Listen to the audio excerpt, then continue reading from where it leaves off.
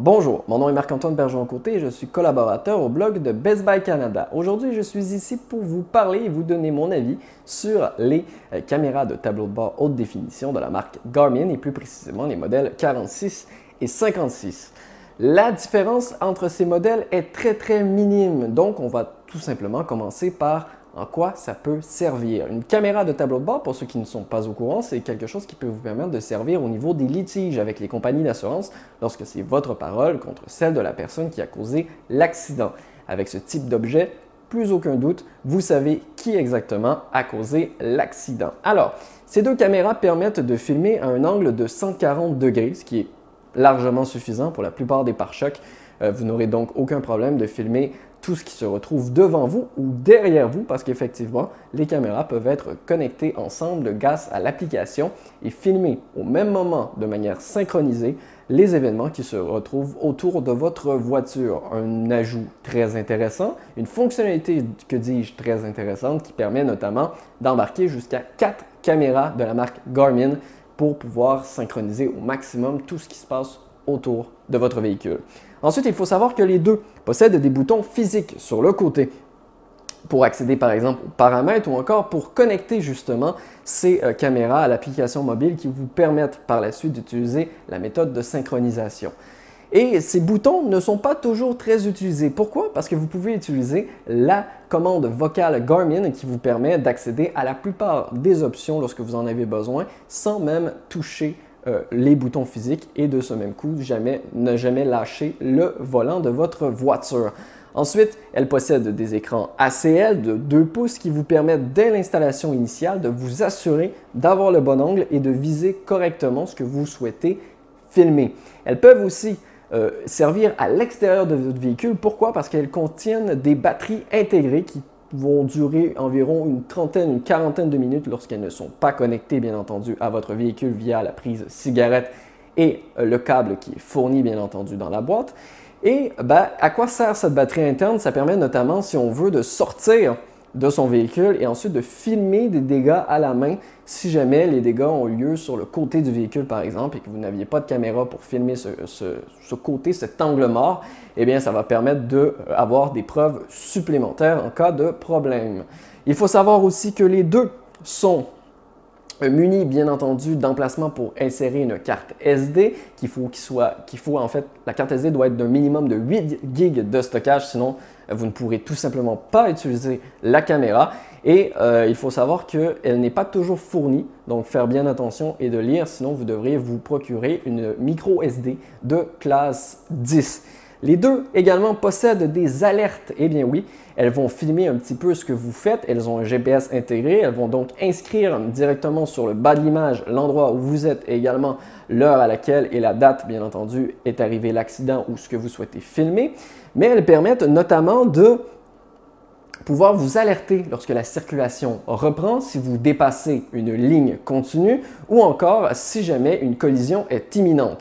À ce sujet, j'ai été un petit peu déçu pour la collision imminente. J'ai l'impression que la caméra, c'est peut-être de la manière dont moi je l'avais placée, bien entendu, mais elle détectait rapidement l'autre voiture, même s'il restait encore une bonne distance et m'affichait notamment qu'une collision était imminente alors que ce n'était pas du tout le cas. Donc, il faut quand même se fier un petit peu à notre bon jugement et ne pas se fier uniquement à la caméra. Dans les deux cas, une nouvelle fois, elles permettent d'enregistrer en continu, ce qui veut donc dire que même s'il n'y a plus d'espace sur votre carte SD, ce qu'elle va faire, c'est qu'elle va supprimer les éléments non importants de votre carte SD, donc les derniers, et non pas les moments que vous allez sauvegarder vous-même manuellement, parce que oui, vous pouvez demander à la caméra de sauvegarder un élément précis qui vient tout juste de se passer, et elle va l'enregistrer de votre carte SD et va le classer comme élément important.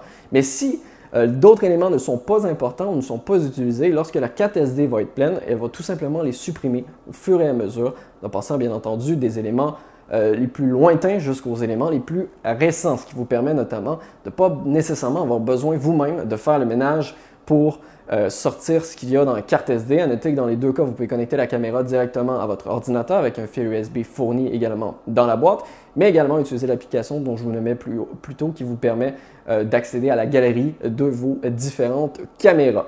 Ensuite, au niveau des différences, en quoi consistent les principales différences? Bien, il faut savoir que la 46 filme en 1080p 30 fps, tandis que la 56, elle, filme en 1440p sous 30 fps également, mais avec du HDR. Oui, l'option High Dynamic Range qui permet notamment d'avoir une meilleure visibilité si la luminosité est un tout petit peu plus faible, ce qui vous assure de filmer absolument tout ce que vous voulez. Il faut savoir aussi qu'elle peut détecter les feux rouges, en fait les radars à feux rouges, mais aussi les radars de vitesse. Pour ce faire, il faut utiliser une autre application pour faire les mises à jour et rendre le tout compatible. De mon point de vue, je n'ai pas trouvé vraiment l'intérêt d'installer ça étant au Québec, étant donné qu'on n'a pas beaucoup de radars photo. Mais je me dis que pour certains, ça pourrait être très intéressant si vous avez tendance à oublier ou à être distrait au volant de votre voiture. Sinon, vous l'avez vu, dans les deux cas, les caméras sont très petites et peuvent facilement se connecter, en fait, se coller sur votre pare-brise ou encore derrière votre rétroviseur. Comme vous vous en doutez, avec la possibilité d'utiliser l'assistant vocal, les deux appareils, que ce soit le 46 ou le 56, possèdent en fait également un micro intégré qui vous permet de collecter, bien entendu, plus de détails sur les différents événements qui se passent autour de votre voiture. Avant de vous quitter pour la fin de la vidéo, je voulais tout simplement vous mentionner également la fonctionnalité Travel Lapse qui vous permet notamment d'enregistrer votre parcours en voyage et si jamais vous croisez des routes magnifiques. L'application directement sur le téléphone qui est compatible lorsque vous connectez via Bluetooth vous permet de lancer ou non le Travel Lapse. Vous pouvez le lancer directement avec les boutons physiques que je vous expliquais tout à l'heure directement sur la caméra. Et une fois activé, une fois arrêté, la caméra va tout simplement enregistrer votre fichier de manière accélérée. Ce qui veut donc dire que vous allez retrouver un fichier de votre route de manière accélérée, comme si c'était un time-lapse tout simplement, d'où l'expression Travel Lapse. Si jamais vous voulez plus de détails sur ces caméras de tableau de bord Garmin 4656, je vous invite à aller vous rendre sur le blog de Best Buy Canada. Sinon, moi je vous dis à très bientôt pour d'autres découvertes.